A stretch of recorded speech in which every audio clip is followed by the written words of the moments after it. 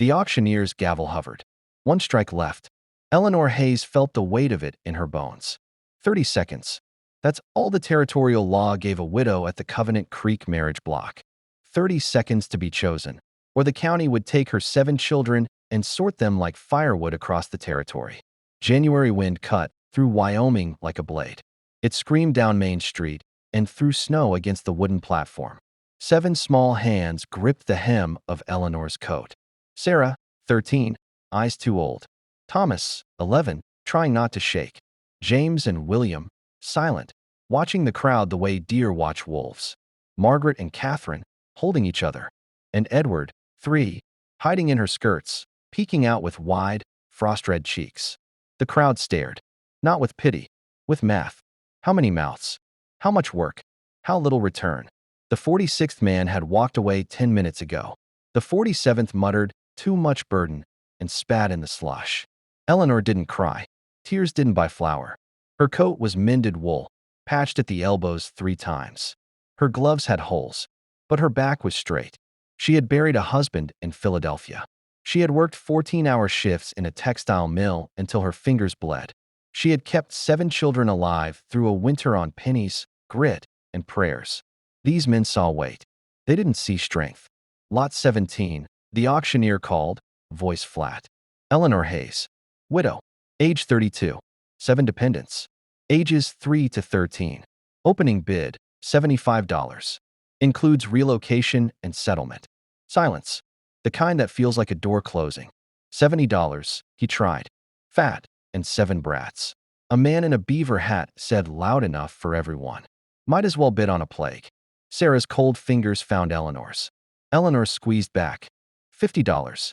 Last call. The auctioneer's voice sharpened. Behind the platform, 2 territorial officials waited with papers. Mrs. Cromwell from the Bride Society held them tight. Orphanage placements. Work farm contracts. The legal knife ready to cut Eleanor's family into pieces. The gavel rose. If no bid is received, the children will be remanded to territorial custody under the Orphan Placement Act. "Mama," Edward whispered. Eleanor knelt, knees screaming in the cold, and touched his cheek. "Hush, love. Be brave a little longer." She stood. Most men looked away. A few measured her like livestock. None of them saw the woman who could stretch a sack of flour for a month, who could set a broken bone, balance a ledger, teach reading by firelight, and keep peace in a room full of hungry children. Going once. Sarah's tears fell without sound. Thomas clenched his fists. Going twice. Then a voice cut through the wind. Low. Rough. Like rock falling. "I'll take her." Every head turned. The man who stepped forward didn't belong to town. He belonged to the mountains. Tall. Broad. Buckskin coat with fur at the collar. Boots sunk deep in frozen mud. Dark hair to his shoulders, streaked with gray. A jaw cut from stone. And eyes the pale color of winter ice. The crowd parted for him. The auctioneer blinked. "You understand she has 7 children?" "All 7, the man said. No hesitation. A murmur ran through the street. Not kindness. Shock. Someone breathed his name. Caleb Rohr. Eleanor's stomach tightened. She'd heard the name. The mountain man. The one who came to town once a year.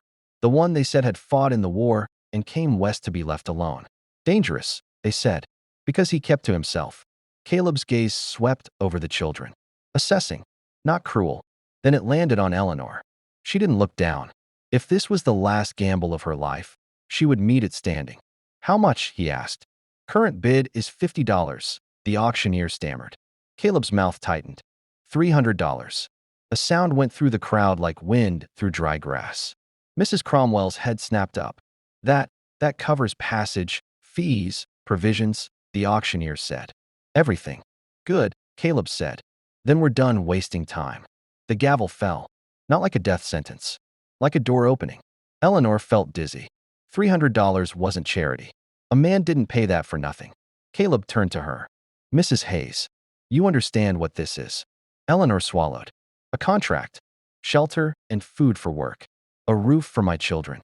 "Right," he said. "I've got a homestead in the high country. 2 days' ride. Winters are long. Work is hard.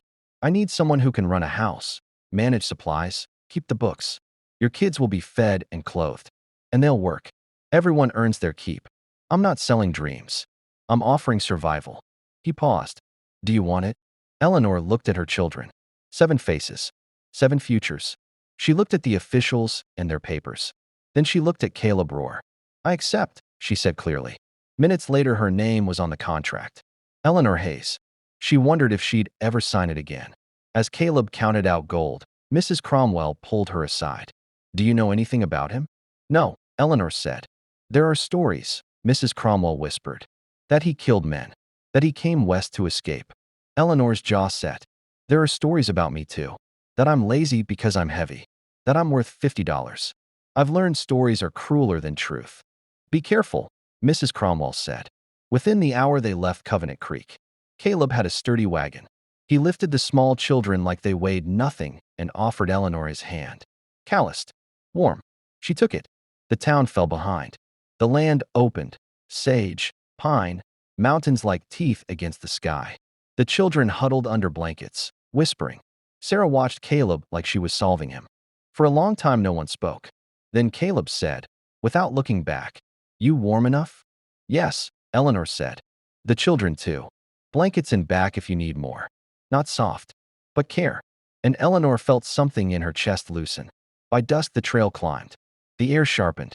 Mr. Rohr, Eleanor said. Why did you do it? Caleb kept his eyes on the trail. Because I needed help. And I don't leave children to be torn apart by paper men. The words sat heavy between them. The storm hit before sunrise on day 2. Snow came down thick and fast, burying the world. The wagon lurched. The children clung together. We need shelter, Caleb said. Trapper's cabin, half a mile.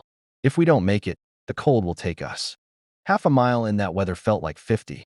The wagon slid on ice. Caleb steadied the horses with a calm voice that surprised Eleanor. A hard man, gentle with animals. Finally, through the white, a shape, a low log cabin, half buried but standing. Inside it was dark and cold, but dry. Caleb built a fire. The heat pushed back the dark. We'll stay tonight, he said. Maybe tomorrow too. You need rest, Eleanor said. I don't need much, he replied. Storms bring trouble. Animals. Men. Someone stays awake. That night, Sarah read by firelight from a worn book. The little ones slept. Eleanor watched Caleb by the door, rifle across his knees. You saved us today, she said quietly. Just did what needed doing, he answered. Still, thank you. He glanced at her. You did your part. Kept them calm. Didn't break. People break in storms like this. You didn't. No one had ever called her strong before. By morning the storm raged worse. Caleb and Thomas shoveled the roof so it wouldn't collapse. He taught the boy how to work, patient, no scolding. Eleanor watched from the window and felt something shift. When the storm broke the next day, the world was silver and silent. They reached the homestead by afternoon. It wasn't just a cabin. It was a life built by hand. Log house, barn, smokehouse, fenced pasture, workshop. Everything neat. Everything earned. Caleb helped her down. Welcome home. Home. The word felt huge. They hadn't gone an hour up the final ridge when Caleb lifted a hand. Quiet. Hooves. 3 riders, coming fast. Who is it? Eleanor whispered. A man who doesn't take no, Caleb said. And who wants what I have? The riders cut them off. The leader, scarred, grinning. Well now, heard you bought yourself a ready-made family, Rohr. 7 kids. The society was going to place them. A man with money might have wanted a turn. His eyes slid over Eleanor. Caleb's voice went flat. You're too late. I think I'm right on time, the man Crowley said. A woman like her lasts longer with me. And the kids, I can find use for them. Eleanor's blood went cold. This wasn't about her. It was about ownership. Back away, Caleb said. Crowley laughed. Or what? You'll shoot me in front of a lady. Caleb fired. The bullet cut Crowley's hat strap. The men drew. It happened fast. Caleb and Crowley crashed into the snow, grappling. Stay in the wagon. Caleb barked. But when Crowley got on top of him, hands at Caleb's throat, Eleanor didn't think. She grabbed Caleb's spare rifle, jumped down, and ran through the drifts. Get off him, she said. Her voice didn't shake. Crowley turned, sneering. Put that down, woman. I'm a mother, Eleanor said. I have more nerve than you'll ever understand. When he lunged, she swung. The stock cracked against his temple. He dropped. Caleb got up, breathing hard. He looked at her like he was seeing her for the first time. You saved my life. I protected my family, Eleanor said. Caleb pinned Crowley and sent his men riding out with a warning. They moved on. The homestead waited in the valley. That night, after the children slept, Caleb sat by the fire. I wasn't looking for a wife, he said. I was looking for someone who could live this life. I didn't know I'd find someone stronger than me. Eleanor's breath caught. We'll build this slow, Caleb said. No forcing. But if you choose it, you and the children will never fear again. Not while I breathe. Eleanor looked at her children asleep in the next room. At the mountains standing guard. At the man the town feared, who had shown her more safety than anyone. I choose this, she said. Caleb nodded once. A promise. And in that quiet valley, with snow on the pines and her children's laughter in the morning, Eleanor Hayes, unwanted, underestimated, nearly broken, began a new life. A life built on courage. A life built on love that grew slow and honest. A life with a man who chose her, and a family no one would ever take apart again. Write in the comments which country you are watching the story from, and don't forget to subscribe and press like.